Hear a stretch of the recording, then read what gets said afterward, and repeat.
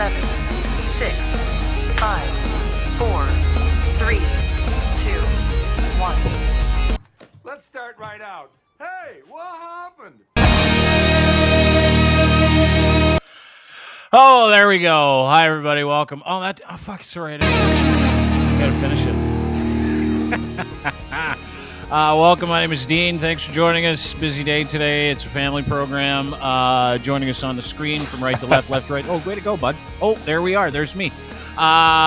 Joining us today, we've got Ryan Lindley from the Sheeple Shepherd podcast, Chris Rook, our head of production and all-around weapon. We've also got Lochlin Cross from 95.7 Cruise FM, James DiFiore from Blackballed the podcast, and why I said this is a family program, ladies and gentlemen, please welcome, for the first time on this show, officially, Lochlin Cross's daughter, Natasha, ladies and gentlemen. Nice to see you. Nice to see you. Nice to see you. You look exactly like not Lochlin. Yeah, I know. Lucky you. Very lucky you. Yeah, the daughters, they lucked out. They got more mom than dad. No they got shit. dad's crazy, but That means your mom didn't luck out at all because she got all Lochlin. I know. I don't know how dad got mom. Yeah. Yeah, tell us about that. Unbelievable charm. What's their What's their Humility? relationship like, Natasha? What is your mom's relationship like? Does she? My theory, and I said this to Locke, Right. is that your mom has waited out your dad's juvenility, if that's even a word. She's waited out and has just sort of, and Lachlan will attest this, has kind of just given up on Locke. Like, just said, you're just going to be you. There's no point in me changing you. Do you see your mother as the saint that your dad paints her out to be? Well, now you know what? I'm going to let you, what's the picture that he's painted of my mom? Before I say yes or no. That she's a saint. Yeah, she's a that saint she's a saint. for putting Yeah. up with me. Oh, But- 100%. Yeah. Yeah, dad's a lot to have in the house. Well, in his defense, he's usually in the basement, right? So. Yeah, we basement. banished him, and then it's the three of us all Yeah. like, gang up on him. Yeah, Mhm. so Mm-hmm. Typical. But back to the picture that he paints of your Yeah. lovely mother. So here I'll just take you through a couple tours of duty about what Lachlan says Great. about how he parented. He said, and I'm just picking these off as I go, he had no part in raising you, and your mom did all the work, and he just kind of was around just in case something went really weird or she needed help hanging a picture. He also said that over time your mother has just kind of, she's a saint, number one. Talks about how great her bucket is. That's another thing he appreciates about your mom. But more importantly, the things about your mom that your dad says, he gives her all the credit for raising these two incredible young ladies, and he takes none for himself. My theory is that he's shortchanging him, and he's also been a good dad. He just doesn't tell us any of that stuff. Is that correct? okay, so like my dad. Yeah. First of all, one thing that you said in the picture that is totally incorrect is never give my dad any tools. He is the least handy person on the planet. He does not hang the pictures, and he does not go on ladders or anything like that. So That's actually true. yeah, so he's not helpful that way. But my dad is our biggest cheerleader. Mm-hmm. So yeah, I think definitely true. Mom definitely took like the biggest part in raising us, but our dad was just there to be like, I love you. And you're the best, and just no matter what, you're a rock star, just like always in the crowd, whistling, cheering. He's just our biggest cheerleader. But when it came time to like helping you do something, that's when the cheerleading stopped, right? Like that's when he was like, yeah, that's good. Okay, Deb, all you got to figure the rest out here. No, great he job, likes- great job. Go Deb. He likes to give us like rants Yeah. about like, know who you are, but that goes on for Yeah. like 45 minutes.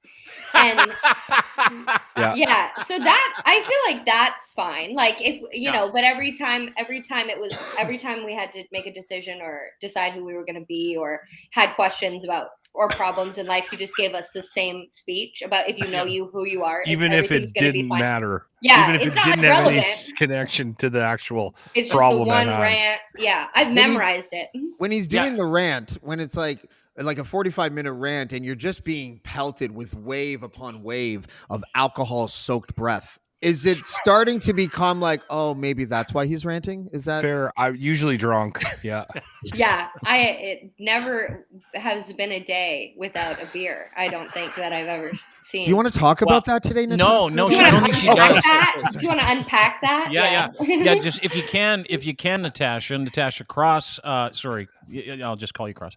Natasha Cross is a student at Ryerson's, film student. We're going to talk about that in a second. But if you could just pan over to the bar cart, just have a look. If you wondered if this is Lachlan's daughter, yeah. Pan over. This. Look at that. Look at the fucking university bar cart. Dad, for a university. Yeah. It's pretty good. The girl drinks. Not only that, she left okay. about 25 bottles of booze back at the house because I don't drink hard booze. Yeah. And they were always like, they came back for COVID. So they would have parties, but they would have like parties with themes and different. So now I'm thinking of actually having a party here, and that once COVID is done, where I just invite people to come over and drink all the booze my alcoholic children left behind. I'm home at Christmas, so I'll drink Oh, it. But okay. it's because I do work in the restaurant industry, which I think also leads to like you like cocktails and trying new drinks and everything like that. Okay, so there's a purpose for it. You're not just a raging alcoholic like your Yeah. father. I'm like it's part of my job to be an alcoholic. Okay, good. Well, that makes sense. You're not part of his dad's job. He just is, and he's functioning. So we know we'll leave him alone. And it can't be any influence from your dad, obviously. No, because he wasn't there when I was being raised. Were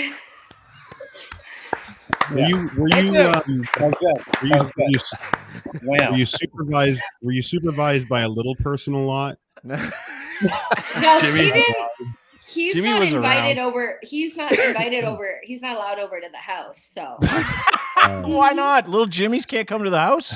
No, he's just kidding. his visits were monitored and closely scrutinized by the girls because he's not well, the two of us get it's not so much that my wife dislikes both of us. It's that the two of us together is way more than she's willing to put up with. So Jimmy's allowed over on special occasions. Yes, like bringing out the good china. But you make him wear that fan that dogs have to wear when they get surgery. The cone. The cone. Yeah. The cone of Yeah, shame. so Jimmy doesn't lick his balls because he's one of the few people on this planet that can. Right? That's why he does it. We have okay, Jimmy over for special dinners and stuff like that. Yeah. But he's the couple of times he's slept over, he keeps everybody up because he's like it's insane. The whole house like shakes, and Bizarre. that's coming. And Dad snores and so I already only when I know. drink. So he snores every fucking night. Every day. Every night, every day. Are you aware of your father's lingerie? You know anything about your dad's Like lingerie? his yoga underwear. No, yoga underwear. No. Your dad has told us a couple of stories. One of them, which is all time, was that sometimes when he and your lovely mother get together and hang on, and get together and love each other to like love each other when they love each other laying down. Sometimes your dad likes to put on a turquoise Speedo. And I'm wondering if you knew anything about the turquoise Speedo. And I did clear this question with your dad. Oh, I think he brings it to Jamaica. That's all I know. Is that how your sister? Oh, never mind. Sorry. So they only have sex every time they go to Jamaica. That's not true. Well, he's worn that around the house a few times, and I think now that we're out of the house, that's fine. It's on. fine. It's on. Yeah. Now, I think it's a decent conversation to have with your daughter here. Did that activity increase when the kids kind of vamoosed? Now you got one daughter in Budapest. You've got one, this lovely young lady here, Natasha, at film school at Ryerson here in Toronto. She's like 20 minutes away from me. I almost said, hey, why don't you come up here and we'll do the show? But it was a little weird, so I didn't. And, yeah, it is smart. But it is like, did that activity go through the roof for you guys once the kids kind of split, Locke? there's a, let's just say, when the kids are around, there's a lot less of that. Okay. Yeah. Thank you. I mean, we Captain don't Obvious, need to we get, we're not going to appreciate the get message. into numbers or anything like that. Right. But- Look at Lachlan. Why are you doing this? I don't understand. Just pivot away. Pivot. Yeah, like, aren't you good at radio? I'm fairly open about this kind of stuff. Yeah. Well, you're an open book. Like I was talking to Natasha on email last night, and I'm like, "Well, your dad." I said, "We want some embarrassing stories," and you know what she said? To her credit, she's like, "My dad is an open fucking book. There are no embarrassing stories." I'm like, "Are the skin tag stories real?" She's like, "Oh yeah, he used to pull them off and bleed all over the place for years," and I'm like. It's fucking unbelievable. So for a like, long time, I would just clip them off with toenail clippers. I stopped doing that.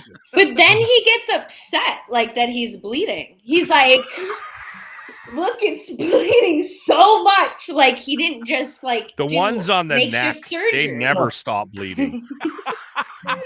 Maybe don't pick them. Then. No, you snap them off. Rook, No. if you get close enough to the skin, they don't bleed as much. But if you take any of the skin off as well, you'll You might get a mole accidentally too. And also, by the way, I've never in real life even seen a skin tag, and I didn't know they existed until that commercial, like 10 years ago or whatever it was, came out. There's like, "You have skin tags," and I'm like, "What the fuck is a skin tag?" I have no idea. yeah. I've never seen one. So. I don't know why I get them. I was married to one. All right. Natasha, how much Still did bleeding? How much did that hat cost you to get shipped to you in Toronto? Oh no. I was like, "Hey dad, bring me a hat home." You know, Nice like hat. I can't from believe work. you were the 10th caller. That's amazing. Yeah, way to go. I know. And I was like, "Bring me a hat home." He's like, "It costs me money." I'm like, That doesn't sound like Lachlan at all. what is the point of a having cheap you like I know, like now I'm like, "No, I want a hat." So I a bought lot you a of- damn hat. So So he there bought you it, go. which Ryan also is still upset about the best summer ever.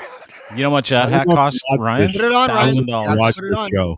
Show I it. don't know if $1,000. you watch the show a lot. $1,000. Those are the kind of hats that not like a- Watch this, watch Entropy this. and David hat makers Wells. take, and they take them to like These are the ones that we get. Look, he looks Yeah. like David They're Wells. drunk. $40. Yeah. They fit so well. Do you know what he looks like? My grandfather, before he passed away, God rest his soul, Thomas Knight Lightly Wallace, great grandfather. We Dude, would pull up just a like picture of he'd David want to sit Wells. outside in the garden, and we'd be like, "Okay, you got to wear a hat." And so he was like, "I don't care what hat," and we would like literally toss a hat on his head, and it would just kind of sit there. That's what that hat it looks like. It's like an old dude fishing hat. That's what it is. It is I was just wondering totally. what the shipping cost was to you in Toronto, because I'm in Hamilton. I'm not far from you right now, and it cost me $12.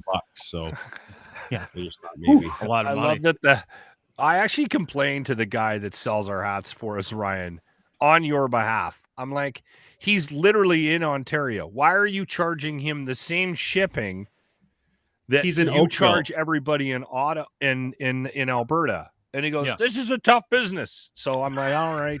Okay. I can tell you why it's a tough business if you're interested. Because when we were young, like all of us here were young, except for you, Natasha, because you weren't born yet, the shitty hats were trucker hats. And then Ashton Kutcher somehow made the shittiest hats ever popular. And then when manufacturers started branching away from the trucker cap, they realized that everything else was too expensive. So hats became cheaply made.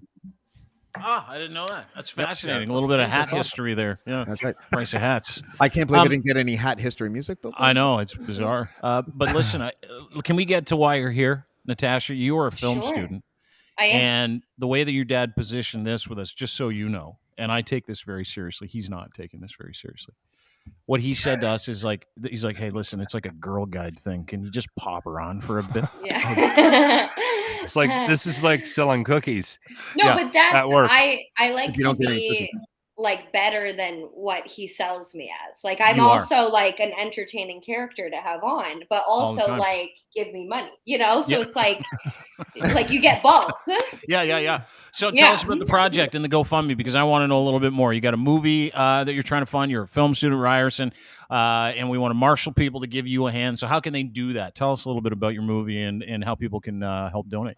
Yeah, so I'm in my my last year at Ryerson University. I'm finishing my Bachelor of Fine Arts in Film Studies, and I want to be a producer. So I'm producing a film by my friend, written and directed by my friend Naja, and it's called Pimenta, and it's about a woman who overcomes the loss of her mother through like the recreation of an octopus stew recipe. She's Portuguese, so it's a Portuguese recipe, and my friend Naja, she wrote the story because her grandma, her vavo, got COVID, and she thought that was going to be like her experiences, like having to overcome the loss of her grandmother, and they really bond through food because her grandma only speaks Portuguese and Naja doesn't, so they bond through food. So I started a GoFundMe. We're trying to raise $3,000. So I know Dean, hopefully you'll share the link for me to my GoFundMe page. Yeah. And then if you can drop any donations, that'd be really helpful to share the link as well. I'm just trying to get the word out and make sure we get as much money as we can to make sure the project comes true. And can you give me the name of the GoFundMe account real quick, and then we'll post it link in bio. Everybody. Yeah, That's of what course. people say, link in bio. It's Pimenta short thesis student film. Pimenta, Pimenta. Correct. Pimenta. It's is a it sauce. something to do with the pimento? Is it like the female version of the pimento? Like the bean? Yeah. Olive that's the one. center. Oh, okay. No, it's a sauce. Yeah. It's like a tomato Portuguese like sauce. Oh, that's in the octopus stew recipe. Octopus stew, something I would never try. But I would tell you this, is that anytime we can help young people that are producing content, anytime we can help people through their process, I would encourage everybody to do. We'll put the link in our bio when we post this. Chris, if you could help me with that, that'd be awesome. On YouTube and Twitch, and we'll make sure that it gets tweeted out and through our socials as well. But I wish you all the best. Like, you can come back anytime because you're incredibly entertaining. I'd encourage you to keep an eye on that booze cart as well, because that'll get you. It'll get you every time. I was just gonna say it was nice to see that that you balance off the alcoholism that your father gave you with a great sense of humor that he probably also gave you as well. So congratulations. Well done. Thank you. By the way, Thriving. thank you. Ryan threw some money at it as well. Yeah. And Ryan's on the Ryan is the biggest supporter. He buys your hats and then also I know. and Yes. gave me money. I try to He's be my a team favorite. There You're go. my There you- favorite, Ryan. Sorry, Dean. Probably the right He's choice. one of mine. He's one of my favorites too. You can pick favorites. It's allowed. Okay.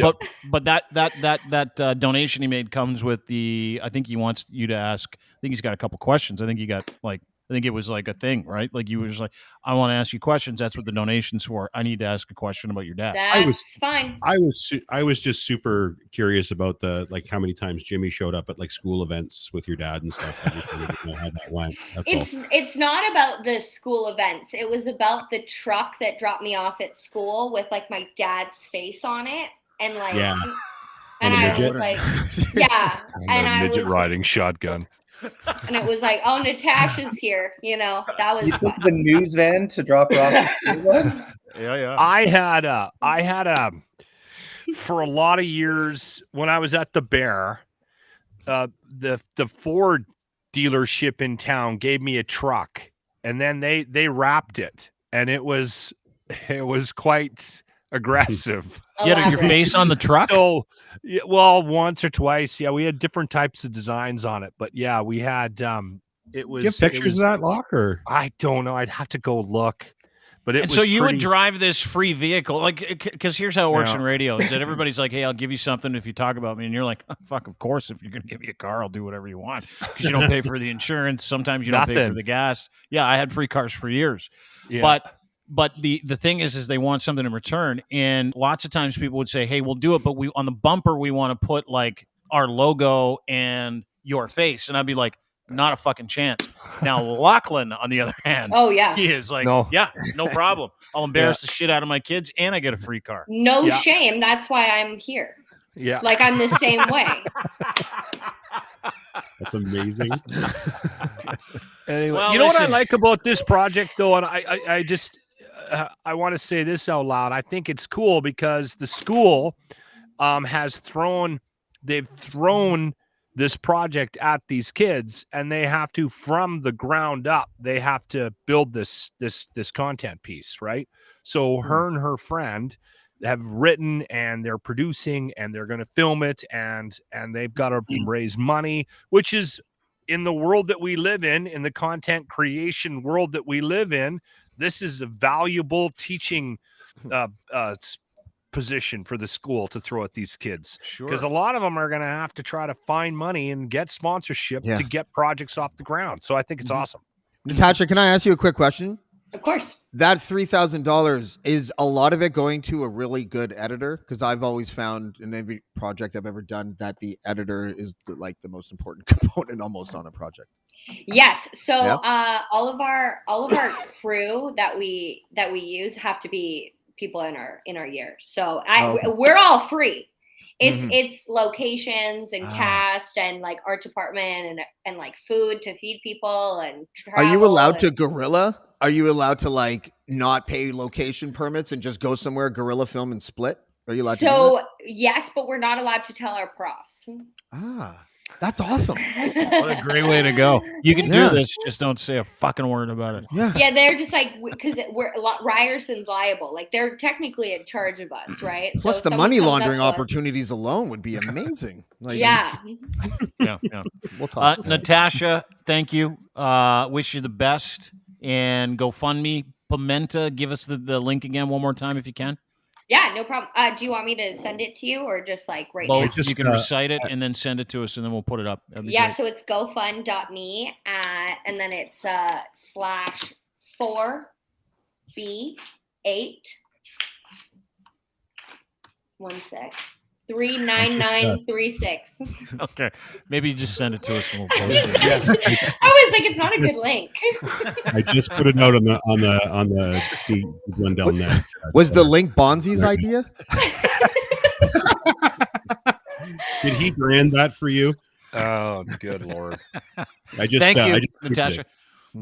Really appreciate you being here. Best of luck to you. Me. Nice to meet you guys. Anytime, anything you need, let us know. Nice work, Monkey Bird. You Thanks, did Dad. awesome. Monkey Bird. There you go. Yeah, love you. That little pet name, Monkey Bird. You gave her a little Good pet luck. name. So I got Bluebird and I got Monkey Bird, and when she popped out, she so beautiful. She was covered in hair and beat to shit. It looked like we dragged her to the hospital behind the car with a rope. And now she's doing a movie? No, forget it.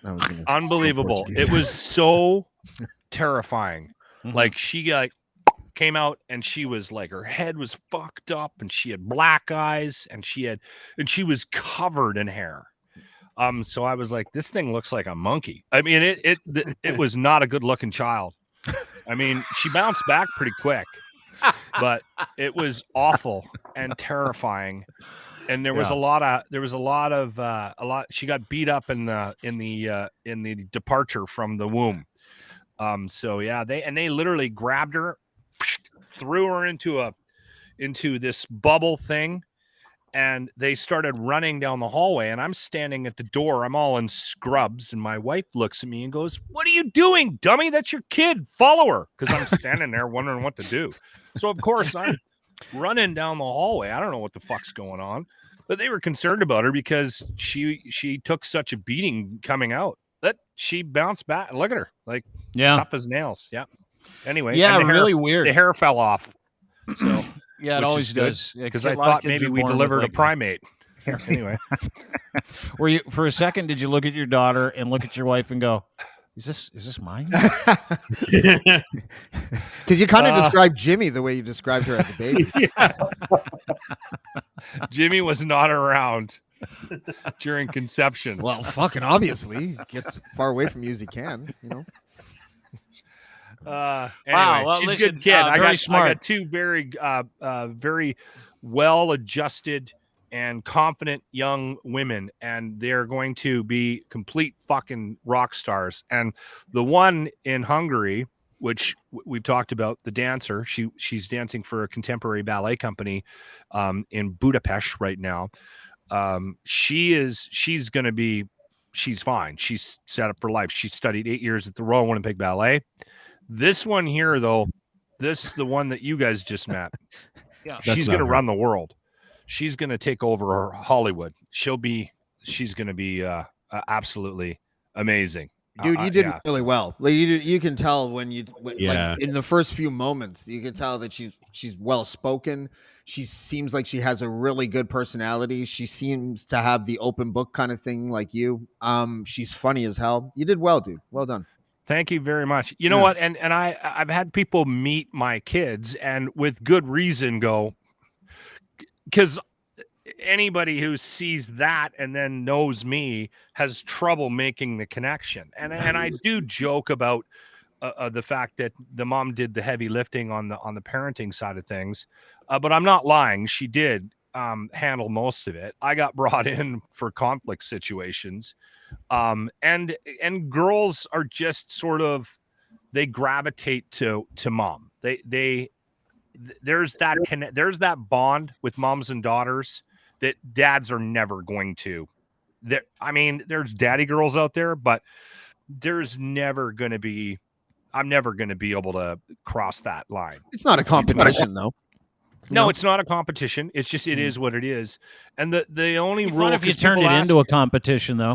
Yeah. that's Yeah. true. At least for radio I've seen show that. content, you know? I've seen that, but I'll say this: the one thing that I will tell anybody who's having kids, if they're listening and they just got one, there's only one rule. I mean, don't put cigarette butts out on them, but the only rule That's the is only rule. they just need to know that you love them. That's it. Mhm. And I just Totally made a point of telling my kids as often as I possibly could that I loved them, and that's it. If you No do offense, that, it's they'll be wonderful fine. advice, but it sounds like, according to her, that's kind of all you did. yeah, He it's ranted. true. He drunkenly ranted. Drove a truck with his face on it. You know, there's going to be a time when everybody over grows up, Jimmy. where you're like, and you have everybody with kids says the same thing. You're like, I could have spent more time with them. I could have done. I should have taught him this. I should have. Lochlin is perfectly okay with everything he's done. Everything, And absolutely. when you know your role, like when you know exactly what your strengths are and what they aren't, and you're with someone who's stronger than you in certain areas, it's fucking the best thing you could do. Just get out of the way. Get out of the way. So, and watch and learn, and then go, okay, well, I'll just cheerlead. But good for you. Fuck, she's a smart kid. And she's going places. Yeah, absolutely. I do get blamed for some things like Very well that, spoken. Well, you that should. they are doing now. And one of the things that I get blamed for, and I'm actually quite proud of this. Don't tell my wife, but my kids are both fucking wildly competitive. Like playing any games or anything like that, it's on. I've come into the house and they're playing Sorry, and there's a huge fight over Sorry, right? And what I did when I was a kid is when they were kids, I never let them win. I made them beat me. Yeah. And it didn't matter what it was. It could have been soccer, basketball, baseball, card games, board games. And when I won, Boxing. anything, when I won, Yeah. I'd get up and go, yeah, eat it. Yeah, I'm the same way. My kids never wanted anything ever. Puzzle, I'll win it. Oh, yeah, there's no winner in puzzles. There is now, and it's me. Okay. Okay. But Video okay. games. Video game. Hey, kids, you want to learn? And we'd be playing like NFL 2016 or something like that. Playing, and I'm like, I'd turn around and score a touchdown. And I'd look at my kid and I go, eat dirt. Eat it. Yeah. Yeah. And he'd be like, So you got, My son wants me to lose to him running. I'm like, no, you're 7. That's bullshit. Not You a don't chance teach in your kids hell. anything by letting them win at stuff. And at first he started to cry when he was like 5, and I'm like, listen, like, Don't be a pussy. you're not gonna, I didn't say that, but I sort of said that. I was just like, I'm never gonna let you win. And the day that you beat me, you'll know that you actually beat your old man. Yeah, And he's like, but I'm the king. He literally said that. And I was like, you're not the king until you can actually lift the reigning king off the ground. And if you can't do that, then you're not the king. And so now, like every other day, he's like, You know what? I can do it today. And he just can't do it. Keep that up, James. That'll actually go a long way. That'll give him some work ethic. It will. Yeah, it will. I think it will. Yeah. It will. They- It's like they I have watched stopped that happen. playing Like certain all my games with parents. me over the years. Yeah. It's one You of the can't few let 'em things I can do in life is I think I'm a pretty good dad. I'm sort of like you, Lachlan, in the sense that my wife does most of the heavy lifting, but I've already spent more time with my kids in the first 7 years and 5 years of their lives than my dad did with me in my entire life. So you know what I mean? Like there's a real determination to not helicopter parent, but to take care of these little rugrats. Isn't it funny how that works though, James? And I was the same way. My dad was gone by the time I was like 7. What'd you do? It made you and Lachlan have the same dad. No, you see, but it made me that dad that was like, fuck you, I'll never do that to my kid. That's right. Yeah. And it's you either repeat what they did or you totally break the chain and go in the opposite direction. Yeah. It's almost like it starts out of spite, but then it's just instinct, and that's the way you're supposed to do. So let me ask you guys. You guys have kids, and I used to go to their like piano recitals, their plays, and I would go and I would watch them, and then I would split. Like I would be like, and even watching them was painful because listen, your kid at his first piano recital, he sucks, right? You're like, you suck at this. I don't want to fucking sit and listen to piano that sucks for 2 hours. So if I'm going to listen to piano that sucks for 2 hours, I would just go and watch him, or either one of all three of my kids. I never ever went anywhere to watch everybody else, right? And I remember one time I was at a piano recital, and my kid gets up, does his thing poorly, and I'm like, it's all right, not great. And he comes back and he sits down. He's like, how did I do? I go, you were awesome. Like those times, I would say to myself, you're awesome, but I don't think this is for you. Because there was a little Chinese kid that went up there and played like Paco Bell in D major, and you're up there going, That's my one regret. We had a woman over at our house for about 5 years, and I paid her car payment every month. And I would come home and sit upstairs and not say a word. And it was this one, Monkey Bird. And she would sit down here and try to teach my daughter piano and singing. Yeah. And it was not cheap. And it was like, donk, ah, for like an hour and a half. And she was awful. My daughter is fucking tone deaf. And I kept telling my wife, that's how she sang? Going nowhere. You got to be honest with so your out kids. of key. And I didn't say anything. And literally, I was just paying. And Brittany would come bouncing up and going. And we would go, how did it go? Because at some point, I was hoping Brittany would go, you know what? Your daughter is god awful. And I'm not coming back anymore. And this is just as painful for me as it is for you. And it never fucking happened. She just kept going, no, your daughter's awesome. I think she's going to be great. And then I'm like, holy fuck. You got to be kidding me. A 5-year lease. I got to keep listening to this. Yeah. Oh, it's painful. Yeah. Eventually, my daughter figured out that she wasn't going to be the next, I don't know, whatever the hell she was trying to be, Jewel or something.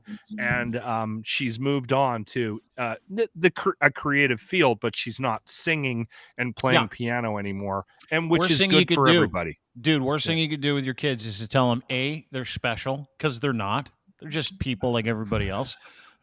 They're not. I tell my kids all the time, like, you don't have any gifts.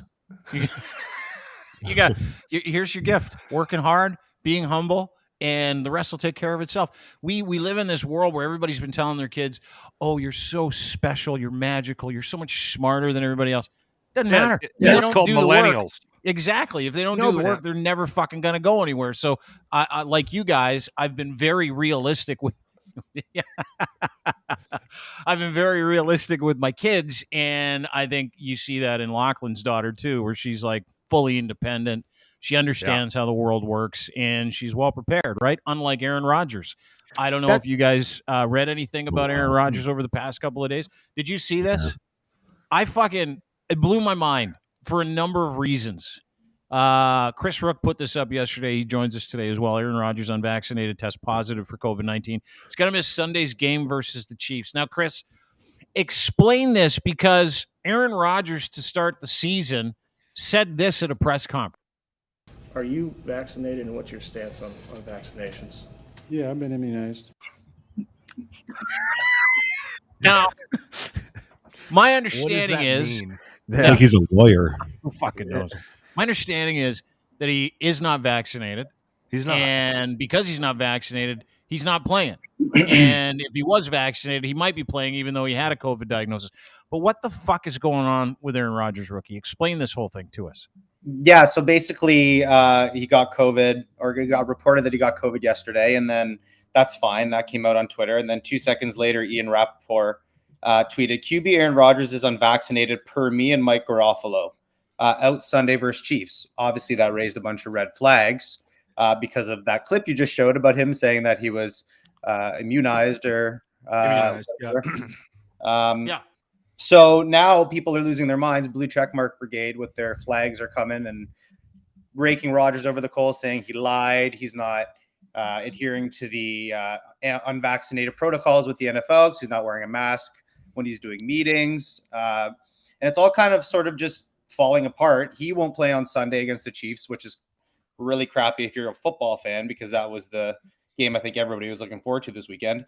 And the crazy thing, too, that blew my mind is as soon as he got reported that he has COVID and he would be out, the line moved by 8 points. Yeah. Well, yeah. Top Yeah, 10 of course it quarterback did. of all time, so. Because the Chiefs are going to beat him. Yeah, because you can lose all the wide receivers, but if you lose Aaron Rodgers, it's a little bit more difficult. But, I just don't feel like, obviously he sneakily misled people with his comment.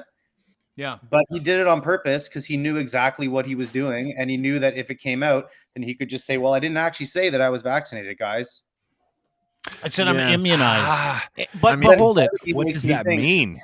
That means that other high-profile players in the NFL are not vaxxed. It seems like the NBA has a pretty good handle on who is and who isn't.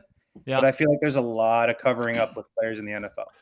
Well, which is odd. I mean, you'd expect more from that league.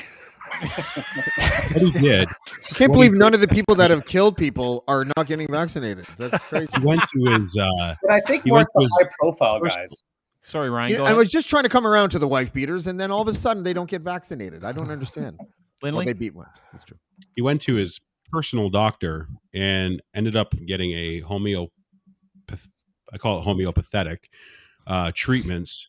Sugar which pills? It's essentially woo. It's snake oil, and shockingly, it didn't work. And he has COVID. So, okay, hold it. Let's back this up for a second, because my understanding was Aaron Rodgers comes into camp. He's all full of hubris because they changed all the rules for fucking Aaron Rodgers when he was like, "I'm not coming back unless you change the rules." They're like, "Oh fuck it, we'll change the rules," right? And he comes in with this homeopathic or homeopathic, depending on how mad you are at homeopathy. I don't care. It is. He comes in. He's like, I took this magic elixir, and this is, if I'm not mistaken, Chris, this is kind of what happened. Is he took it to the Green Bay Packers? The Packers are like, it doesn't count, and then Aaron Rodgers is like, send it to the NFL anyway. They send it to the NFL. They're like, it doesn't count. And the NFL and the Packers met over Aaron Rodgers, and they said, hey, listen, if he gets caught, this is on all of you. Like, this is on They're him. going down. This is way bigger than him just getting COVID. And the other reason why it's bigger is because you've watched players like Cole Beasley, who's unvaccinated, take bullet after bullet after bullet publicly, while guys like Aaron Rodgers are lying and going, I'm fully fucking immunized. And he's not. And acting and pretending like he isn't. Now that line moves, you're a Packers fan. All you have on Sundays is the fucking Packers. And you got to put Jordan Love in behind, a depleted O-line. Yes, I do follow football. I just don't talk about it enough. A depleted O-line, which is fucking banged up. And do you know how mad Vegas is? Do you know how mad the players on that team are? Like, it's fucking unbelievable how far-reaching that kind of selfishness goes when we're sitting here talking about all the ramifications of the NFL's current MVP not being vaccinated and lying about it, while his NFL brethren are taking it in the fucking teeth. Lochlin, go ahead. Well, I just want to say I hope, and this needs to be said out loud, that I hope that homeopathic cocktail included some sesame seed oil. And what you need to do with it, everybody, is you just need to put a little bit on your wrists and behind your knees at night before you go to bed. And then you won't actually have to get vaccinated for anything. All that's true, but you have to bathe in a big tank of turmeric, or else it's not going to work. That's the other thing. You know what? You don't have to do that, but if you do that, you're just increasing your likelihood of not getting COVID. James, thank you for bringing up the turmeric. I like what you. I thought it was funny, Dean, when you said that. Well, think of how mad the mafia is going to be when you talked about Vegas, right? Because it's just like, okay, I guess they'll be upset. True, I don't care about that. Oh, dude, that betting is big business, I think the key ingredient, though, like it is huge. I mean, the reverberation of the financial kind of consequences are very big. But I think I don't know if we've ever talked about this, or at least not in this context, about how we're watching. I can never imagine a pandemic documentary about what will it be like in the future when we have pandemics before COVID, where there would be someone with Ebola just doing a press conference. Yeah, I got Ebola. And no one's afraid of this pandemic, especially the people who aren't vaccinated. It doesn't feel like a really hardcore, serious disease. I know it is. I know that it has a way of like accentuating the ills that you already have, the pre-existing conditions and all that. But otherwise, I think one thing that could explain a lot of these weird anomalies is that people are not afraid of COVID. They're just not, especially people that are like between 20 and 50. And I don't know why, but I'm just thinking of it now, but I feel like that plays a pretty big role in what we're seeing, and how people are reacting and what players are doing and things like that. If you're more concerned about the vaccine than the disease, that doesn't necessarily mean, it means that you don't really believe in the vaccine, I guess, but it doesn't mean that you think that COVID is like serious. Maybe that's the reason why people are. I think it's a little more than that. I think that, I think we got a situation where certain people are just not going to be told what to do. And they're not going to be told by the team. They're not going to be told by the league. They're not going to be told by a government official. They make up their own mind. And I think that that's what this is. This is ego. I don't know if this is, he's more scared of the vaccine than COVID. I don't think it's any of that. Yeah. I think it's total ego. Go ahead, Ryan. What were you saying? No, he's just a tough guy. And what we're seeing a lot of, and it's really, really fascinating, is I don't know if you guys have ever heard of it. It's an adolescent, mostly juvenile and adolescent syndrome called oppositional defiant disorder. It usually goes away as you become an adult, but some people just don't grow out of it, it seems. And it's been amplified by usually celebrity and ego. And we're seeing it now with this guy. And yeah, we can talk about the money. We can talk about the line. We can talk about Vegas. We can talk about everything else. We can talk about, the implications and the liability of the NFL. Let's talk about the fucking people he put at risk being fucking infected with COVID for the last how long until he was tested positive. How many did he infect? Maybe. Fuck him. Sorry. Were you guys surprised by this one? This one surprised me. I was, because of what he said. Like, I followed the Aaron Rodgers saga when the season started. Like, is he going to come to camp? Is he not? And then he gave a couple of really bangerang press conferences. And then you go back now and listen to the press conference now that, he's got COVID, now that, he's not going to marshal the Packers onto the field against the Chiefs in a primetime game, now that, he's let his whole team down. What I'm surprised is, again, I go back to the whole thing. What I'm surprised about is someone who literally stands in front of people that are 340 pounds that are trying to kill him every single week, won't get a fucking shot. Like, that, to me, when it comes to the NFL, and it's the same thing with the NFL. Wait, you're going to go fucking 40 miles an hour into the corner with a guy who's 230 pounds who wants to kill you to get a puck, and you're afraid of getting a fucking shot? Is he afraid of getting a shot, though? Well, not only apparently, because he didn't get it. He's afraid of what? But there's a fear. It's not just a fear of the fucking shot. Like, I'm not talking about a fear of a needle. I'm talking about being so fearful that you're going to put your faith in disinformation so that you can have an excuse. Because people think that it's an alternative, right? Like, not getting this vaccine is just freedom of choice. It ain't. Not when you're part of a fucking team sport.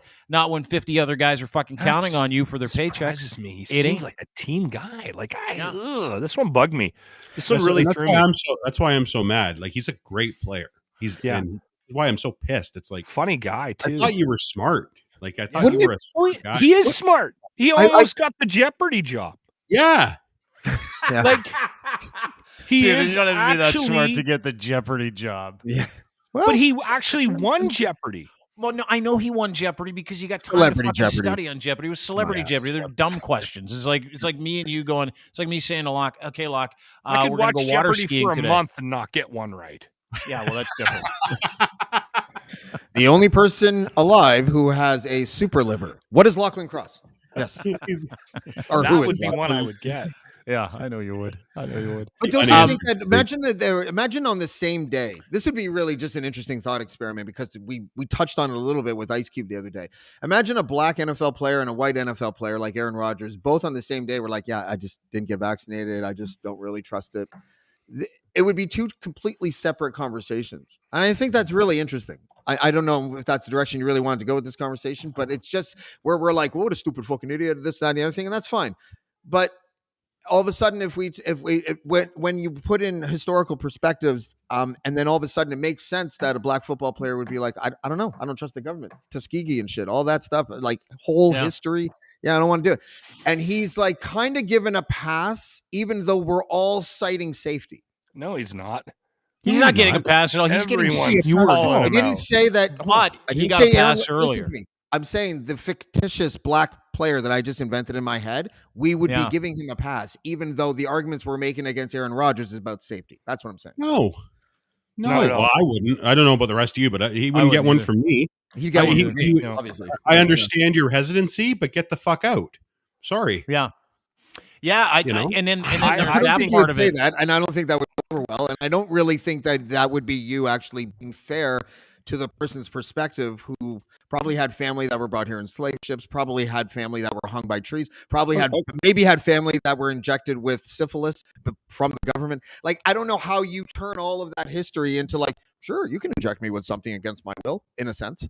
You know, Well, I don't think know how generally you square that. speaking, because No. it wasn't the conversation that we were having, right? Like Yeah. we're talking about a guy I know. who's the I best football player in the NFL, letting his entire team down.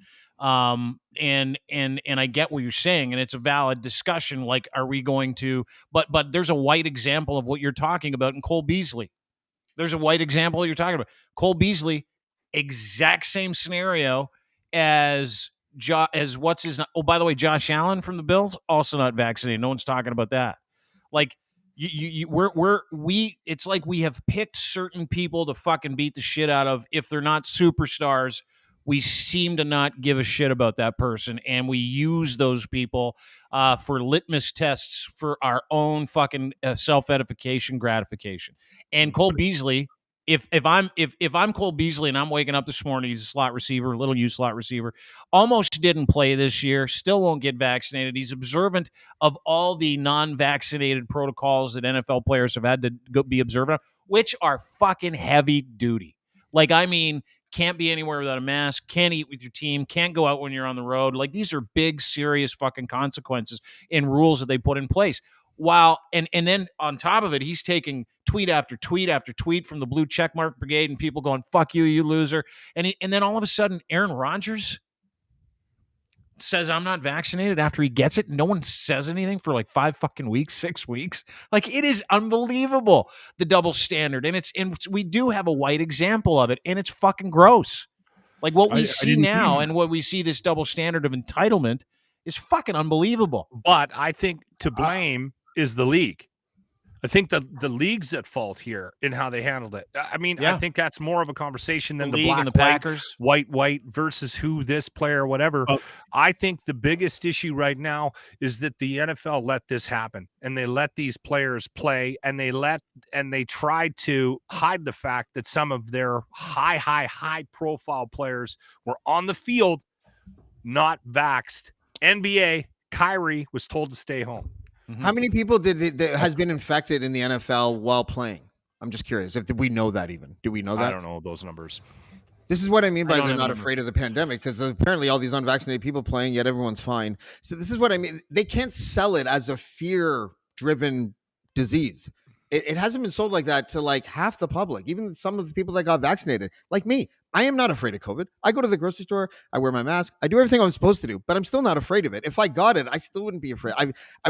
Maybe I should be afraid of it. Maybe I'd be a long haul COVID person or whatever, but I'm just not. It's not like leprosy or fucking any of these crazy diseases. It's like, it feels like the flu. Hope you don't get it.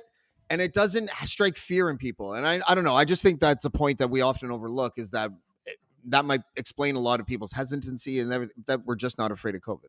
Yeah, maybe. It's a valid point. I mean, I don't know. It's funny because when fear enters into the equation, everybody's mood changes, right? Like when you talk about fear. And it's weird because yesterday in the province of Ontario, Doug Ford announced that there will be no, get this, vaccine mandate for healthcare workers. Like that is so no vaccine mandate for healthcare workers. I'm going to read this to you. Yeah, it should be mandated. Like, at least that thing. And wonderful point, I may add, young man. Yes. Is that this is like I can live with not having vaccine mandates at Winners or Montana's. Not that I fucking go to Montana's. I can live with just. Let's not bring Montana's into this because I want to keep that place safe. Thank you. You're welcome. Yeah. But this one's fucking weird because of the fact that you don't have to be, according to Doug Ford, who asked his science table for a recommendation. All the smartest science people apparently that he's put together, and you know what their recommendation was? You need to have a vaccine mandate for all healthcare workers in this province if you want to keep people safe. That's really important. So this is what Doug puts out this morning. This is fucking awesome. And I'll translate it as we go. Recently, I went to the hospital and healthcare partners from across Ontario with a number of questions about the impacts of province-wide vaccine mandates. Hospital workers, especially in light of challenges other provinces face when pursuing similar policies. We've reviewed the responses and we've received alongside real-world evidence in Ontario and across Canada. He says the reality is that because of high vaccination rates among hospital workers and a robust infection prevention and control measures, including frequent testing of hospital worker who isn't vaccinated, only 6 out of Ontario's 141 hospitals, or less than 5%, currently have an active COVID-19 outbreak. Let me just quickly translate that for you. Only. So he doesn't talk about who's died. He doesn't talk about long-term care. He doesn't talk about health care. He doesn't talk about any of that stuff. And he also doesn't signify or doesn't tell us in here if those are outbreaks that came into the hospital or if they were outbreaks that were caused by dumb healthcare workers who refuse to get fucking vaccinated. So that's a lie. Then he says, once identified, hospitals have protocols in place to effectively manage any outbreak to ensure that it is quickly contained, resolved, and has as little impact on patient care as possible. So what he's saying here, and then he says, in an additional layer of protection, the healthcare workers are now eligible to start booking their booster shots this Saturday. So he's advocating for these shots that he's not mandating for healthcare workers. It gets better. This is where the fucking bullshit really starts to add up. At the same time, experience in other Canadian jurisdictions tells us that implementing province-wide vaccine mandates for hospital workers can negatively impact the care patients receive. What? Ryan, what the fuck is that? What the fuck? Like, does he really, this fat fuck, does he really think, this piece of shit, does he really think that the rest of us are going to fucking believe my background that having a fully vaccinated healthcare worker this far from our face is going to negatively impact us? Does he really fucking believe that? I don't think so, but I think he's trying to sell it because he has a small, that we keep coming back to it. And we keep talking small penis and a small brain,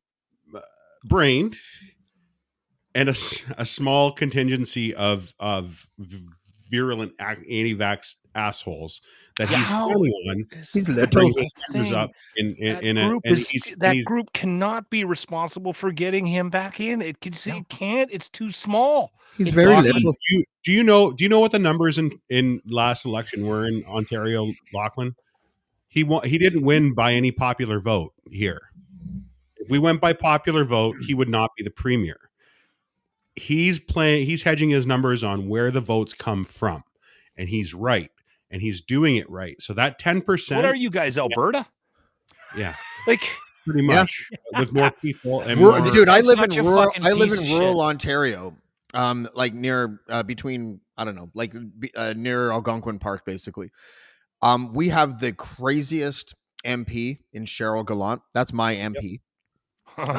We have the most radical Catholic college in all of Canada. Here that always hosts all these who's who of Catholic upper class, whatever the fuck. And everybody votes conservative. They're all about property rights and gun rights and things like that. It is like you go out of the cities in Ontario and you're basically in Alberta in a sense. Yeah. Oh, dude, it's a rural thing. And Man, What here's- Edmonton is really liberal. I mean, this what he's city trying is to very do- liberal. What he's trying to do is he's trying to prop up BC and Quebec as some sort of an example of crumbled healthcare systems that just fell to the ground and Yeah. apparently and dust it's not piles. and it's a lie. And it's not true. Yeah. But he's selling it and people are fucking eating it up and buying it. And thankfully, most people are at least smart enough to Google it and go, they're not doing that bad. Everybody's okay. Hospitals aren't closed. Units No. aren't closing. We were a lot closer to a collapse, I think, in Alberta guys- than they were in BC. Absolutely. Huge. Oh, fuck yeah, Saskatchewan you was were. even worse. Yep. Saskatchewan, because of They're the still bad. infrastructure, we're in a lot more trouble than Alberta. We were moving patients around, but not like they were in Saskatchewan. Dude, we're taking all the Saskatchewan patients. I think there's like and you guys 31 were getting- Saskatchewan patients. If I was in Ontario got Saskatchewan, a, I would get COVID just so I could go to fucking Sudbury and live the high life. Let me just get Moving back on up. to the Doug Ford statement. And let's talk about Canadian jurisdictions. He says at the same time, experience in other Canadian jurisdictions tells us implementing province-wide mandates are bad. He doesn't specify it. And then he says British Columbia had to cancel surgeries and diagnostic tests because of the termination of more than 3,000 healthcare workers. That is a lie. Of the 3,000 healthcare workers, less than 500 were medical professionals, doctors, lawyers. He's talking about fucking janitors. I've never seen a janitor in an operating theater helping with a fucking gallbladder surgery. Have anybody else here? I haven't. no. So then there's another lie. Quebec has now abandoned theirs altogether because significant risks and an abrupt loss of thousands of healthcare workers delivering critical service. Also a lie. They haven't abandoned it. They're revisiting it. And he says that you're going to lose 3,000 healthcare workers. And then here it is when it gets fucking incredible. This is where I'm like, you got to be fucking kidding me. This is a complex issue, he says, but when the impact of the potential departure of tens of thousands of healthcare workers is weighed against the small number of outbreaks that are currently active in Ontario hospitals, I'm not prepared to jeopardize the delivery of care to millions of Ontarians. That is the most origami statement I've ever seen in my life. Is he That doesn't worried make any about sense. how many people are going to walk away from nursing if he mandates me give you vaccinations? that Is that what number. it is?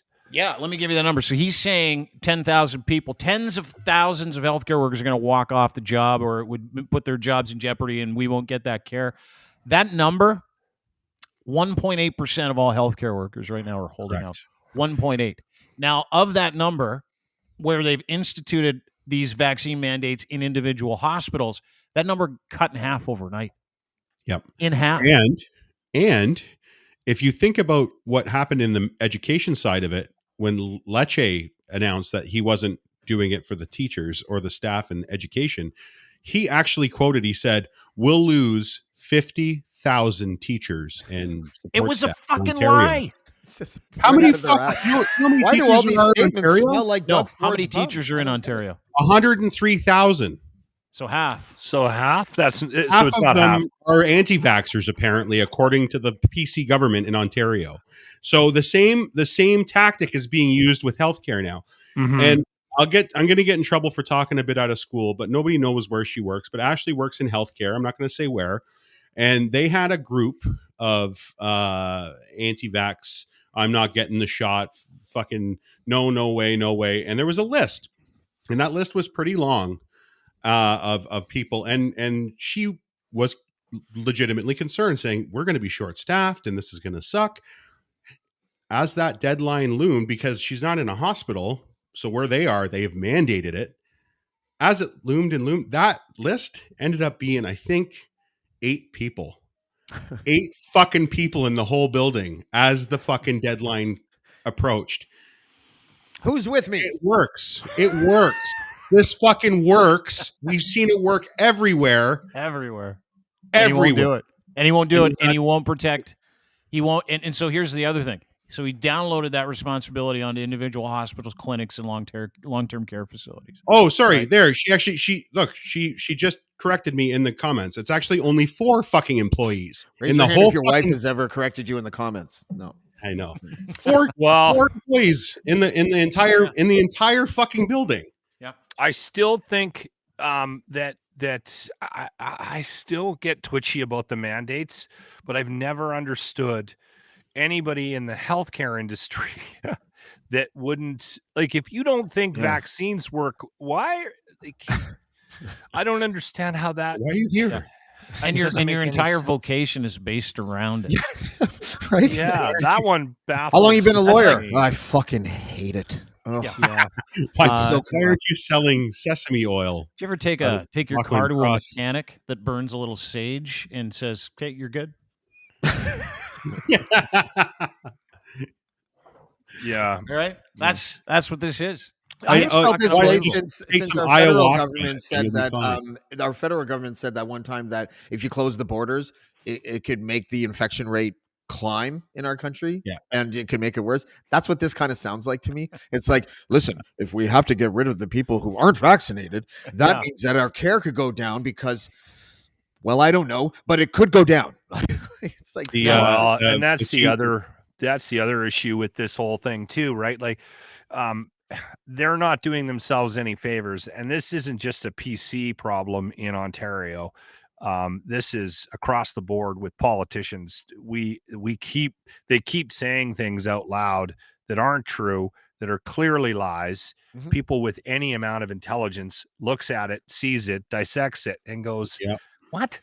And then it's really the only thing that's we been disintegrate. consistent since the beginning is that every like 6 weeks, some bullshit statement comes out that you either know is bullshit at the time or you find out a week later. And it's all consistent throughout the pandemic. Fucking wild. It's been hard to watch. The York region medical officer of health. He said today, actually, he made a really good statement. It was either you pay for it now or you pay for it later. Either way you play this, you're going to either lose them from the disease or you're going to lose them because they're quitting their jobs. Yeah. And the difference is a body count. So why wouldn't you want to use the body count? Let me throw this up. Too. You see all these vaccines. This is a little reminder of all the vaccinations and boosters you've taken without being a fucking drama queen. Hep B, rotavirus, diphtheria, tetanus. I don't even know how to say that. Pertussis. I don't know. Is that for women? I don't know. That's pertussis. That's It sounds like a stripper name. I don't know. And welcome to the stage, Pertussis. Pneumococcal conjugate, IPV, MMR, VAR, 1, 2, 3, 4, 5, 6, 7, 8, 9, 10, 11, 12, 13, 14. You've been immunized up to the age of 6 23 times. That's why we're on the spectrum. With stuff that has an efficacy rate of around 70%. Some This of is it's 90. 60. I think polio when it first came out was like 60. Which is What why you you just need said, four better shots. messaging than our government said for the first 8 months of this pandemic. Correct. Seriously. Everyone's welcome. Happy to do it. Do you want to see a nurse quit in real time? I thought this was great. I don't know if you guys saw this. Like, we're talking about people walking out. This was one of my favorite videos of the year. And this is a woman who was walked out of her hospital in the States because of her deeply held religious beliefs prevented her from getting a fucking She's a nurse. She's an RN. Watch this. This is zero fucking sympathy for this bird. Zero. Let's go.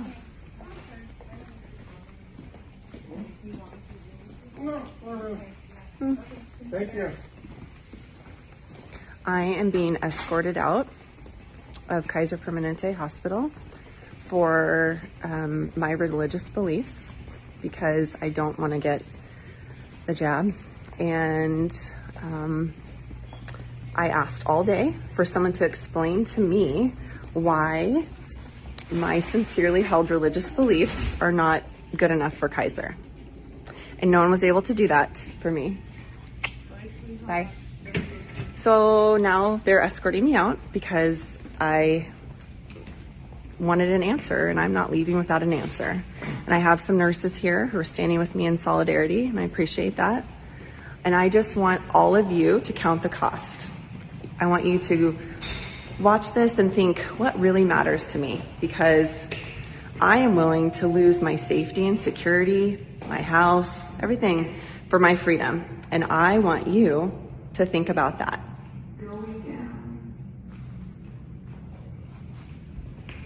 Yep. Going down. That's so funny. Going down was the I was just gonna perfect say. time phrase. That was poetic. That was How could- poetic. you mean you're going to deny me and my God going down?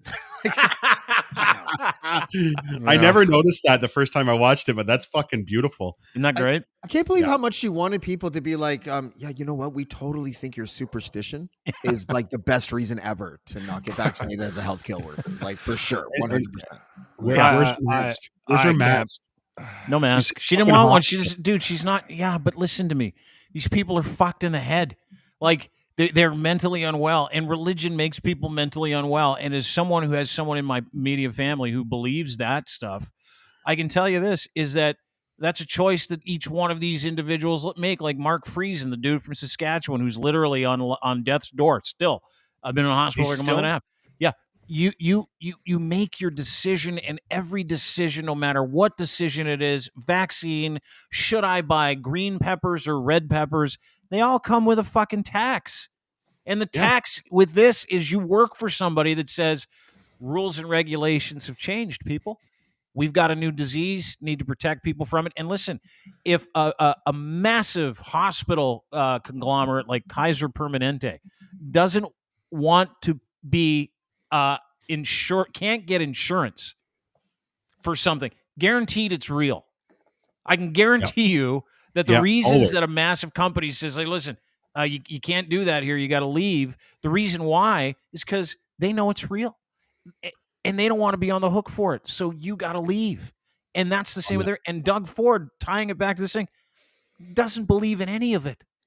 Like, I think, fucking and none of I it. could be wrong. Somebody might be able to correct me. I think that, and I don't know if there's a difference between Canada and the United States, but I think there are certain situations in Canada where the religious exemption will hold up, and that it will, that you could actually use that to fight a mandate for vaccines. Do you know how I stupid just- that is? You know how it is stupid that crazy, It's but fucking ridiculous that and I'm telling you this, that someone else's invisible God comes before material science and the health of someone right in front of you. Like, fucking mind-blowing. I love the fact that we're watching the disintegration of religion as a whole right now. I isn't think, it great? I Yeah, think that this has shone a really an interesting light on people's belief structures, and again, I'll say it. I've said it multiple times. Religion is the plague on mankind. It's the cause of. It's the start and the finish of most of the judgment that we have in the world. And it's been chewing away at society forever, and it's been holding us back forever, dude. And the it's fact- all the make fact believe. Like, there's that the no numbers proof of any of it. Yeah, and the fact that the numbers are continuing to decline, I can tie into the conversation we had with my daughter. The one thing that I did get a say in, and I said to my wife, two things. One, we're never buying a minivan, and two, my children will have no religion. If they want religion, it's not in this house. They can go get it somewhere else. And I refuse to allow them to be taught any religion in school. There was a point where and I had to put them in the secondary school system in St. Albert, because the main school system in St. Albert, the primary one, is Catholic. And I'm like, my kids are not going to a Catholic school. It is not happening. There was a point where there was a conversation about the possibility of the Lord's Prayer being done at the beginning, and I was ready to go down. They nixed it, but I was ready to go down to the school, and I to yank them out. I'm that against religion. I'm with you. I'm in the same boat. And my daughter, we never told her anything about religion. Like, I was brought up Roman Catholic, but once I hit the age of reason, it was like, okay. And my mom, she wasn't very practicey about it either. So it wasn't like it was really pushed. But my daughter, I said, listen, I'm not going to tell you anything. You're going to let you make up your own. And she literally, by the time she was like 8 or 9, she's like, why do people believe this? Like, why? Like, it was one of those. This is okay. We're going to be okay. And it's never been a thing. My kids had a similar sort of thought process to it as well, because I think we live in a fairly religious community. I've never been able to judge the level of religion in one town to the next. Well, they're judging you though. Oh yeah, for sure they are. But yeah, and the thing is, I want to point something out. I believe in faith. I believe in having something to. I believe in having something to believe in, but I am vehemently against any form of organized religion. Yeah. And that's where I draw the line. If you need something in your life, if you need some sort of faith to get from day 1 to day 2, then that's on you. Go find that. Don't push it on me. Go find it. It's the manipulation of it's big business. Religion. Can I give you something that I live by? Awful. Let me give you something I live by. It's a little quote by a guy named Lucius Annaeus Seneca, otherwise regarded as Seneca the philosopher. Religion is regarded by common people as true, by the wise as false, and by rulers as useful. That's it, man. It's religion is for people that have no hope. They embrace it because they got to believe in some kind of fugazi bullshit, right? Because they can't figure it out on their own. It's regarded as false by people who are fucking smart. And when it comes to governments, it's the most useful tool they have. It is fucking unbelievable how useful it is. So when you get someone that tells you they're leaving their job because of religion, it's a thumb on society. It's exactly. That's all it is. It's another one of those archaic things too, like the way that I personally believe that the second or the whatever the gun amendment is in the States, Second Amendment. That's archaic too, because they didn't imagine AR-15s and AK-47s and stuff when it was written. But also the religion one is like that too, because at the time everybody loved Jesus so much, and they didn't want politics preached from the pulpit. So the trade was, you don't talk about politics and you don't have to pay any tax. And now that's not even the case anymore. And when it comes to kids, I don't know if I told you guys this already, but I've told a couple of friends. I had a friend who was like, I don't know how to tell my wife's mom that I don't want them going to church together. And I was like, well, who cares about that? But when you talk to your kid and you tell them that Santa and the Easter Bunny and the Tooth Fairy aren't real, just fucking throw Jesus into the mix, dude. Seriously. Like they're not going to believe in Santa when they're 13. So obviously Jesus, if you throw them in the mix and you do it in the right way, just casual, just add it in there, fucking no questions asked, boom. All of a sudden, Santa Claus and Jesus are roommates, And it's like Locke was saying about beliefs and spirituality. You can be there's so much things. There's so many things to be spiritual about that are happening in front of you day to day that you can take part in and you can actually experience, and they're tangible. You can touch them, and you can, and it's something to live for day to day. And these are people that live in a world where they think today sucks. And we're just waiting for that pearly gates. And I got a better one for you. It's people coming from a place where they're afraid of what happens when we die. They don't believe we're just going to turn into worm food. They're afraid of it. So they need something little believies to make them comfy and warm on the inside. And this is all born from a time when we didn't know where the sun went at night. Well, now we know where the fucking sun goes at night. Worm food. So they were afraid at the same time when they're like, "Oh, don't take the ship too far; you'll fall off the earth." That's what we're talking about. Fortunately, guys, you guys remember when the sun used to revolve around us? That was awesome. Yeah, that was incredible. So Ryan's right. And I was fortunate enough to be baptized in the evangelical faith against my will when I was 14, and my parents are like, did they cut your pee-pee too? No, that's different. That's different. Hebrew. That's a different one. Yeah, it's called a bris. No, I was abusing it to great lengths at that time, though, just to make it feel good. Oh man, it fell off on its own. But then I would feel guilty because they would tell you God watches you masturbate, and I'm like, oh fuck, don't look. When I found that out, I Really? got lights. I got lights and a cape. Oh yeah, like I yeah, was, dude. you know? It is. I got The told whole to sales stop doing job- it on the bus on the way to school. I You mean, do. That's Yeah. what you were driving it. So, but what that lady who walked out and said, "No one can explain to me why my religious beliefs don't matter." Yeah. They did, and they did when they said, "Hey, listen, you crazy fuck. There is no sky daddy. There is no rapture. This is here and now." And all of these people, to Ryan's point, they're not living for here. They don't want to be here. This is like fucking purgatory to them. Earth is Bullshit. purgatory to born again Christians. It truly is. And all they give a fuck about is going up to the spirit in the sky and how great it's going to be. And there's going to be I'm gonna parties. start singing.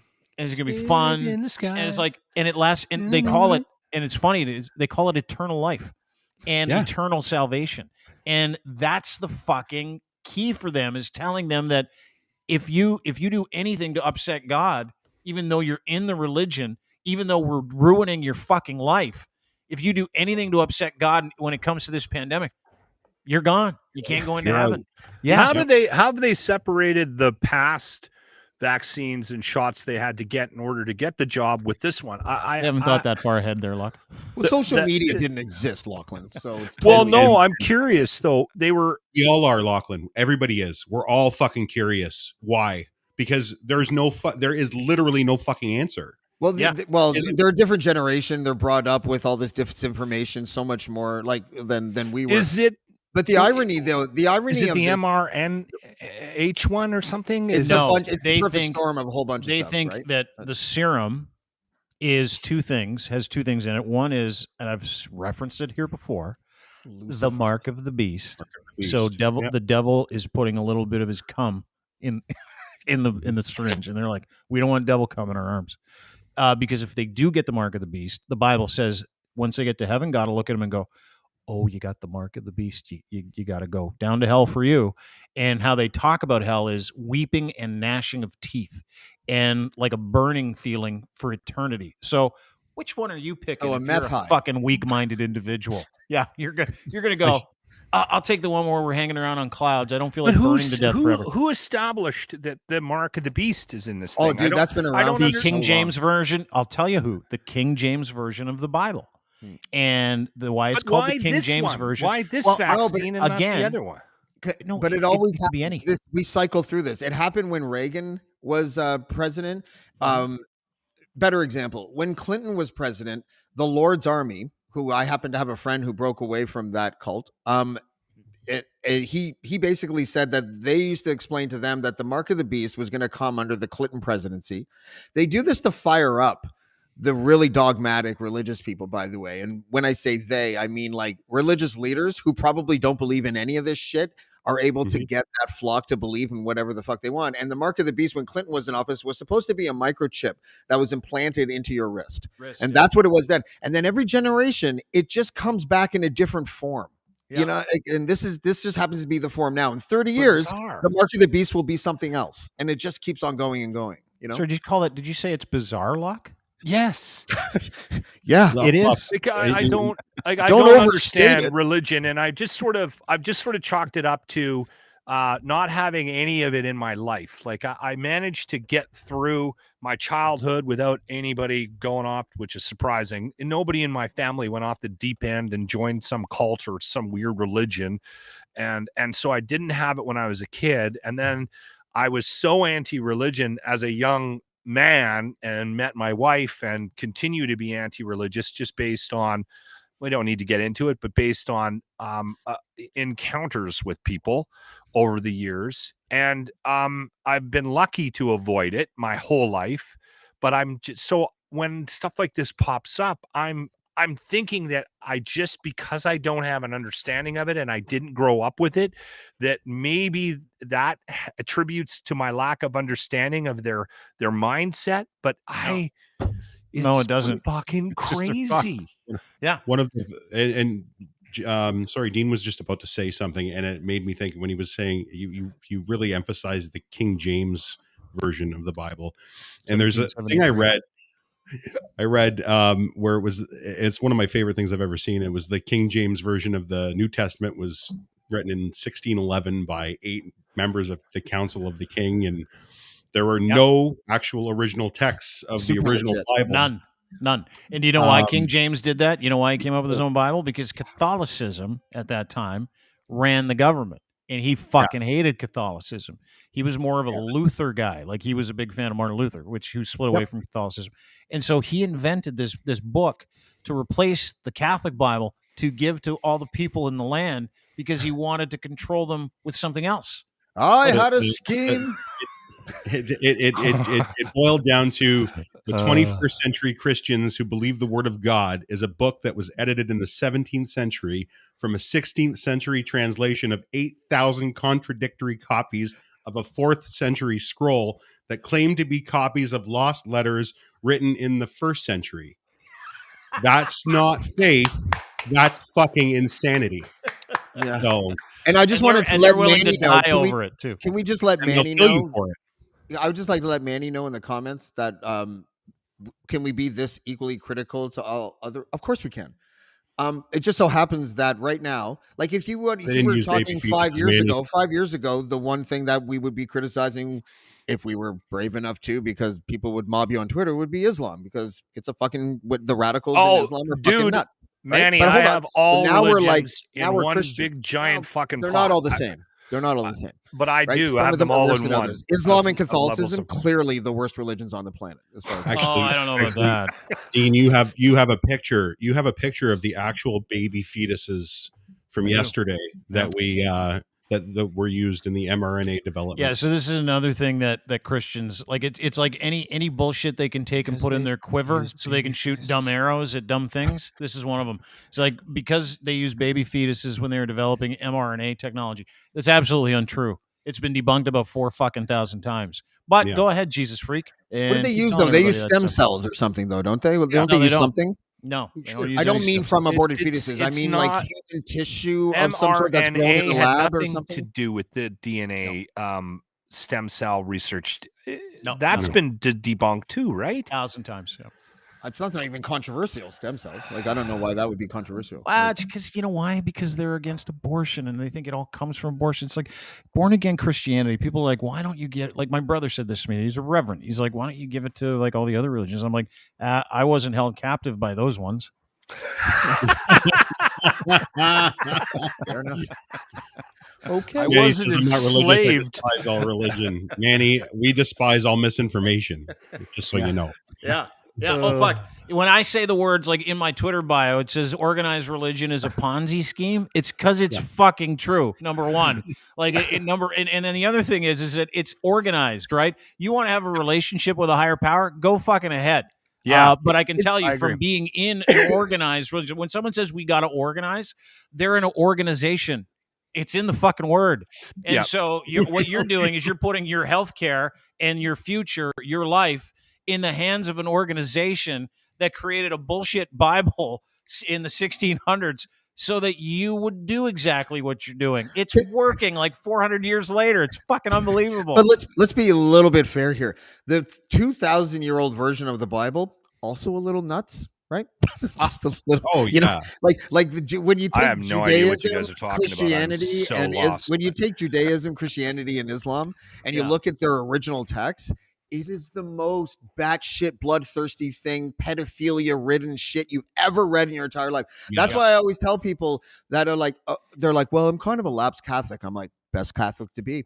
Closer you are to the holy book, the worse person you're going to be. Like, no matter what holy book it is. Like, yeah, it's funny because in the Bible they talk about there's these two cities called Sodom and Gomorrah. Be like having two Vegases right next to each other. And there's a story in the Bible of how God came down and he's like, listen, I'm going to totally destroy Sodom and Gomorrah because there are guys having sex with guys there. There are sluts there. People are drinking too much. So I'm going to burn the whole fucking thing down. So the story is God appeared to all the believers that lived in those two terrible towns where gay people were having sex and straight people were having sex and people were getting drunk. And he was going to fucking level the whole thing with fire. And so he told It's like all a the Chechen people terrorist. that weren't doing that to get out. And then in the same chapter of the Bible, it's in the Old Testament. I believe it's in the Pentateuch, which is the first 5 books of the Bible. It's like God is loving. He loves you. Yeah, Lord of the Rings looks who like a played fucking bass for daycare Metallica. center compared to the Bible. It really But I'm does. so lost on this religion stuff. Oh, I'm dude, just it's fucking unbelievable. And then they'll say this. They'll go, "We only take the good parts out. We just skim over the hateful stuff." And I'm like, "You still live your life by it, you dumb fuck." Yeah. Sorry about the pedophilia stuff. Yeah. I'm still just shocked that she wasn't wearing a mask. Like, what does that have to do with your religion? Why weren't you wearing the mask? If that's the case. Well, even in the You're in a Bible, the hospital. Bible talks about a plague and how you're supposed to take dirty rags and put them over your face so you protect other people. That's also in the Bible. Anyway, it doesn't matter. What matters is that people take the piss out of stuff like this. Case in point, this optometrist. I want to play this for you. He did a parody of that lady walking out of the hospital. One of my favorite fucking videos of all time. didn't. Watch So this. today is my last day in healthcare. I am being escorted out of the hospital because I refuse to get the jab, the stab, the thrust. I refuse to let them impale me with their syringe of lies. I would give up my house, my car, my family, my mid-level marketing scheme where I sell anti-aging vitamins that lengthen your telomeres, link in bio. I would give it all up before I comply. I will not comply with the vaccine mandate. I have never complied, except for the dozens of other times I've complied. My religious exemption was denied. They said I had no proof. So I asked them to prove that the vaccine is safe. They gave me grafts. Well, Jesus didn't have grafts. There are no grafts in the Bible. They told me Jesus heals the sick. Well, Jesus didn't prevent them from getting sick using advanced biomedical techniques. I don't go to church twice a year just to be disrespected like this. All the critically ill cancer patients cheered as I left because they respect my freedom. I am grateful for the people that have supported me. I'm not sure where they are right now, probably on break. But don't worry, I'll be okay. I'm gonna take some time off, sit at home. Just not gonna do anything for a while. Tucker, I'll just be at home. Is he on a scooter? What is he on? No, he's just walking fast. I love it. Just walking around Brilliant. his house. That was awesome. Yeah, Brilliant. incredible. That's and that is factual. That is what that woman did, and that is what we're all doing every time we see those videos of you going, "It's not worth it." We laugh at you because we don't give a fuck because we know you're fucking not I'm having normal. a harder time laughing because it's bothering me more and more. But yeah, Get drunk. I do that too. Yeah, That seems to be Attaboy. helping. Well, there you go, kids. Some food for thought. I'm glad we could take people through the apologetics of evangelical Christianity in 20 minutes or less, too. That was a lot of fun. But thank you. Thank you to Lachlan Cross. You can find him at Lachlan Cross on Twitter. Also, he's the host of The Locker Room, 95.7 Cruise FM in Edmonton. Tremendous morning show. If Thank you you. need a morning show in this province because they have none, I suggest that one because it's very, very good. And I have a lot of Ontario listeners now. Yes, Yeah. you do. You have Yeah, Ontario winners like winning. Ryan contests, called so. today. Actually, Ryan ended up in our promo today. He had a Kidding. very, very funny contribution, and it made the promo. Oh, kidding! I'll Yeah. have to go listen Missed for that. it. I didn't hear the promo, but I did have we were talking about things actually pseudoscience bullshit, things people believe, QAnon conspiracy theories, and I kind of made fun of Jimmy a little bit, so it was good. It was awesome.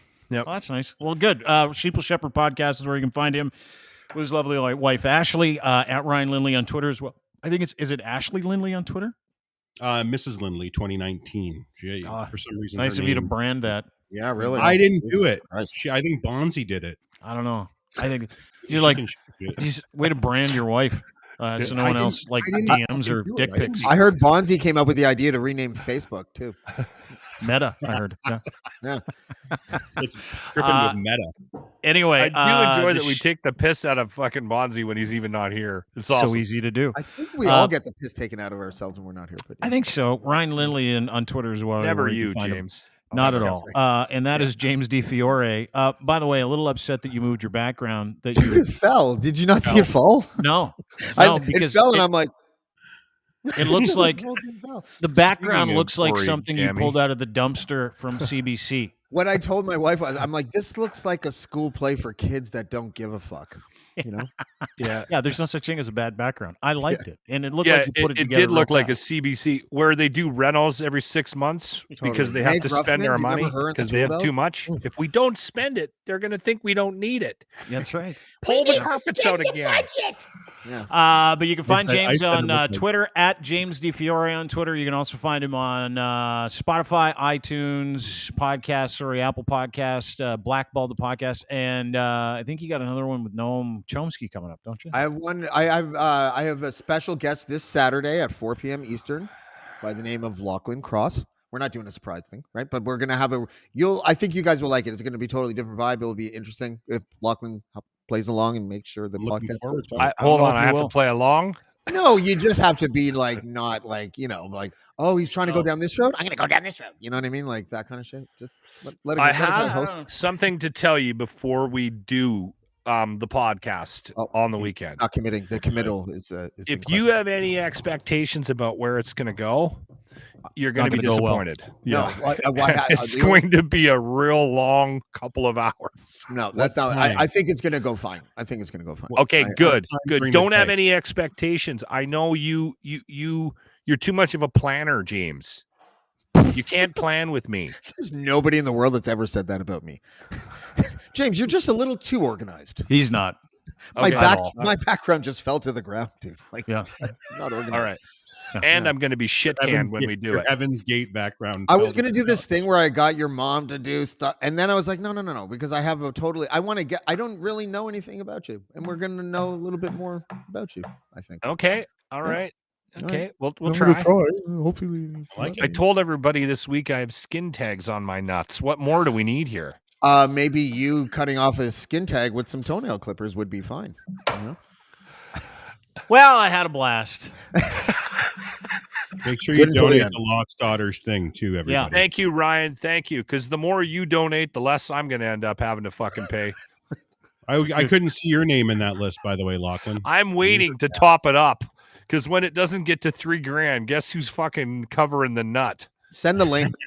Old dad. Why do you Send think me I the got her link, on every someone. fucking program I'm on, trying to weasel money out of everybody? I tweeted it out on the main account. All right. There. Thank you. You know what? She's a good kid. She's working hard. I love the fact that they're making her do this because she's going to have to learn to do this on her own.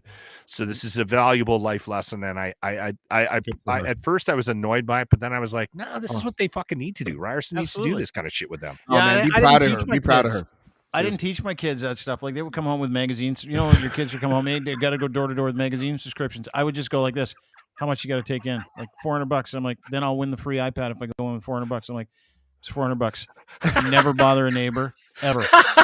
Never. That's a good way to Never. do it. There's my one son came home. He's like, Dad, I got to raise $1,000, and you got to help me with like 3 bingos. I got to go to these bingos. I'm like, how much you need? He's like $1,000. I'm like, $1,000. To not go to bingo. Yeah, I'm that guy, right? Like I'm the. There was another time we're doing this bottle drive. This is a true story. We're doing a bottle drive, and the bottle drive, like it's supposed to be all day long. It's like a kids hockey fundraiser, and I'm like, what are we trying to raise as a team? They're like $2,000. I'm like, here's $2,000. Yeah. Let's all go to the pub and send the kids home. I've never been able to afford any of those things, but something similar happened last week when my son was like, Daddy, you going to buy any of these pizzas for school? And I'm like, what's your last name? He's like, DiFiore. And I'm like, that's why I'm not going to buy any fucking pizzas. By the way, anybody in the Edmonton, cultural St. Albert area, if you're looking for raising money for kids through bottle collection, come to my house. You might not have to visit too many more homes. Yeah, you'll be fine. All right, have a great day, guys. Really appreciate right. everybody being here. That's James, Ryan, and guys. Lochlin That was a fun Cross. one today, guys. And Yes, we'll was see good. everybody tomorrow. That was a lot of fun as always. Try and be nice to each other. That would be good today. It's what we do. Da, da, da, da, da, da. Have a great day, everybody. Thanks for being part of the show. And don't forget, you can sign up for a newsletter at deanblundell.com. Also, thanks to our friends at Ed's Fine Imports. His Gitch, incredible. They're on me now. They need to be on you, fellas. They got the pouch in the front, super comfortable. Order online today. edsfineimports.com. Use the promo code GITCH and then the number 3. That's the code. He'll send you an extra pair for free. Who doesn't want underwear for Christmas? Huh? I know you do. They got the small, they got the medium, they got the large in a ton of different colors. Gitch by Ed's Fine Imports. Buy them today. edsfineimports.com, promo code GITCH3. Thank you to our friends at Domination, DMNTN.com. We use them all the time. You should too. DMNTN.com. It's artificial intelligence for people that produce content. We want to help you do that. And how to do it is you do it for free. Try them for free today. Go to domination.com. Producing content in minutes instead of hours. It's all pro. It's incredible. It's artificial intelligence for you. So appreciate you. Our friends over at Domination. Nice people. Also, Easy Auto Financial. If you're looking for a vehicle, no way to get financing, we've got it for you. Our friends at Easy Auto Financial get you the financing. Don't make you pay for it. No obligation. They'll send you to get the car you want from the dealer that has it. They source everything. They figure it all out for you. It's turnkey. Go to easyautofinancial.ca today. Thanks, guys. Have a great day. See you tomorrow. It'll be Friday. And we've got the gritty nurses on tomorrow. These girls are unbelievable. Unbelievable. Real nurses who actually give a shit. They're vaccinated and everything. The Gritty Nurse podcast is tomorrow. Have a great day, everybody. We'll see you then. Be good to each other. Bye.